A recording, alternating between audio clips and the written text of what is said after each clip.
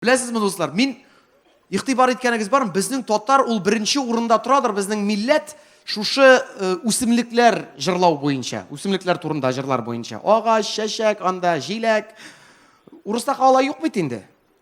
Шул от чего так в России берёзы шумят қына бар бұғайынды болытыға әлігі эстрадын алсаң. Бізді қойын ол ең изгі ағаш енді ол.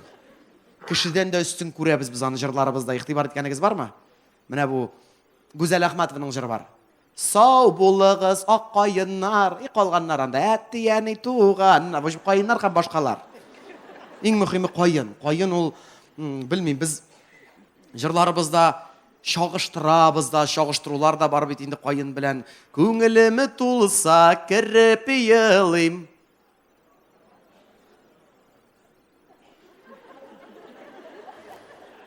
Бізде бүтән ағаш арасына кіріп еларға ярамай. Только қайын. Шағыштыру дегеннен, ялғыз қатын, Шулық Салауат абайның жырыны, ялғыз қайын, үзігәлі күзігі сығылсаң да сына көрме, сен біз жерінің бизәгі. Аннан, тапталған болса да айтымен, ол Роберт абай Миннуллин сөздеріне yazылған. Қазір ең бірінші жырладаны Рәсим абай Низамов, оннан жырлады біздің тағын екі жыршы жырлады, Элвин Грей, оннан Радик Юл Якшин жырлады.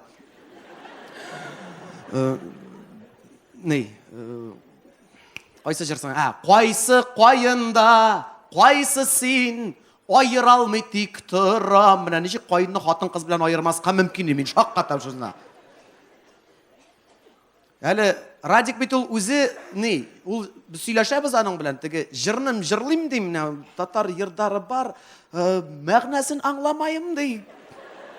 Қай бір жырлардың мәғнәсін де аңлап өттім. Он тапқыр жырлағаннан соңына дейінді, аңлап өттім дейінді. Айтам, сөйлеп өттірдің, Радик, андам айтам, сен жырлайсың, ялғыш қайынны қышқанмын, мен аны сен деп тұрам, деп, яры қышып қына қалған әлі достар. Дауам етмеген. Аллам сақласы, инвалид бұл рейі. Айтам, нәрсе жырлағаның оңларға керек енді біраз. Аннан, бар бит әлі жыр. Гіл, нетәбіз енді. Қара нәрсе, башымнан фикірім шығып кетті енді. Ярар, башқа ағаштар тұрында бек көп етті енді. Миләш, шулай бет. Міне еске түшті. Илхам абай Шакировның тігі. Легендарный жыр енді, бәлкім күлерге де ярамайдыр енді. Шағирлер айталар бет, нәрсе язғанын алар көз алдына кетірелер, алар шул дүнияда яшилер деп. Білмейм, нәрсе тартадыр ол шағирлер қой біреулері. Легендарный жыр. Көпме қарасам да қарап туймайым, иділ бойы қайынарына. Олар жетекләшіп ялан аяқ, шығар төслі иділ ярына. Көз алдығызға кетіріз. Екі қайын жетекләшкен, ялан аяқ, иділ бойы яры бойлап берілер. Хикмет. Башқа ағашларын алсақ енді осылар, тігі миләш, зорлана тұрған ағашлардың бірсі бетін жырда. Шулай қой, қойсы жырдығын алма. Миләшләрім, сіз менім сірдешләрім. Мына бір кімге айталым, мен төлкі сізге айталым жүр сірләрімні. Ейсі, Зүлфиямен қажың бар енді. Миләшкәйім, қалың нешік. Мына мені кәбек айбат түгіл, мұрт сені кәйбаттыр деген кәбігірәк енді. Бар беттігі имен, нарат, юка, бізде тотарда жырланмаған ағаш жоқтыр. Бар әлі не? Парлы шыршылар, қарлы шыршылар жыры. Фәрида Алсуның. Мына ол жыр менің өзәгімді отырады осылар. Мен бет Тулай тұрақта өстім. Азына қайда? Сыппыту 89 общежитиясында. 18 яшыма қатлы. Рәхат яқлары да бар общежитияда яшауының. Бір бөлме, бізде міне карават, үстел, подоконник, шкаф, міне мұнда ешігейі. Бітті. Артық үйресі жоқ.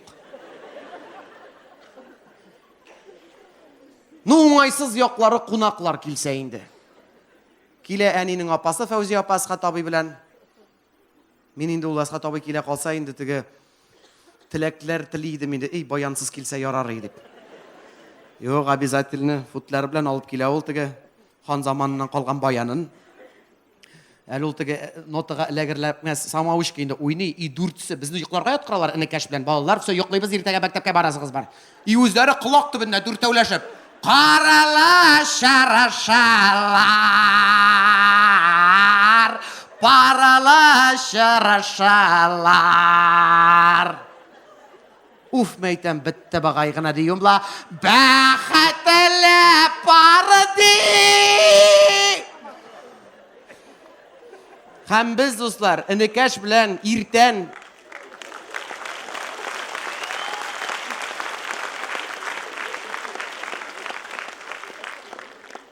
ике парлы шыршы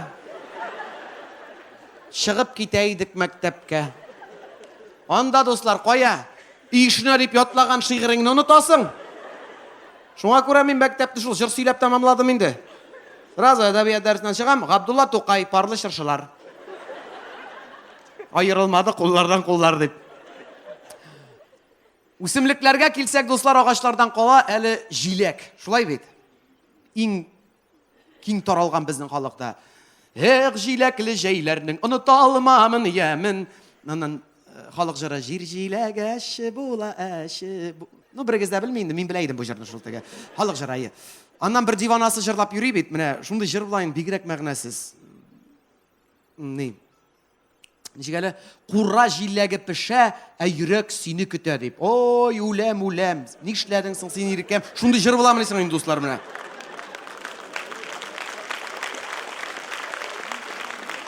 Мұны бір әдәпсіз кішігіне жырласайыны, білмейм. Мен мәңгі жырламасайым мұнды жырны тігі. Менім ұқымышлылық білән ғафу етігіз. Аннан Айдар абайның жыры бар әлі. Мен ол жырны бұлай демейді. Бұл жыр, оқытушым әйтмішли, для особо одаренных. Бұла беттік оқытушылар айта бет, бала аңламаса, объясняю для особо одаренных деп. Бұл да шундайрақ егіт турында жыр. Есігізден бұ деген жыры. Анда айтты, кіліні қазай, Айдар абай, кіліні қазай түзімәді, ал суланды езілері, бұнни-бұ деп сұрағаныға, бұ дейді тау жиләгі. Аңлатып берді бетін, тігі аңламай, бұнни-бұ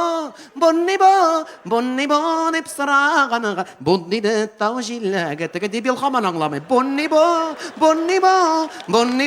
деп сұрағаныға, бұ дейді тау жиләгі. Бұнни-бұ, әлі 15 мәртебе қаплай олыптығы. Әл ол кіре ол неге? Баш мейіне. Ол сырын тыңласа мен күні бой үйрейм. Бұнни-бұ деп сұрағанға. Яшілшелер турында бик көп жырлар бетіне біздің. Ол татардың ең яратқан яшілшесі енді ризығы бәрәңгі. Орыста ол Антошка пошли копать картошку бітті. Бізді бәрәңгі турында жырлар білән концерт қойып бұладыр. Тәгәрәткен бәрі-бәрәңгіні хәтірлейдір қаркімді, яратадыр қаркімді, едірік қадарлы, Резда Кадырова, емірік әудәлі, ақ тәнілі, бегірек тәмілі бәрәң. Меңа ең шағаны Фирзар абай Мұртазинені бары-бір. Баяны білән келіп шыға, жайып жибәрі, бәрәңгі шәшәге, қияшта тибірәл. Сразу бәрәңгі жарит тәскеле башлай.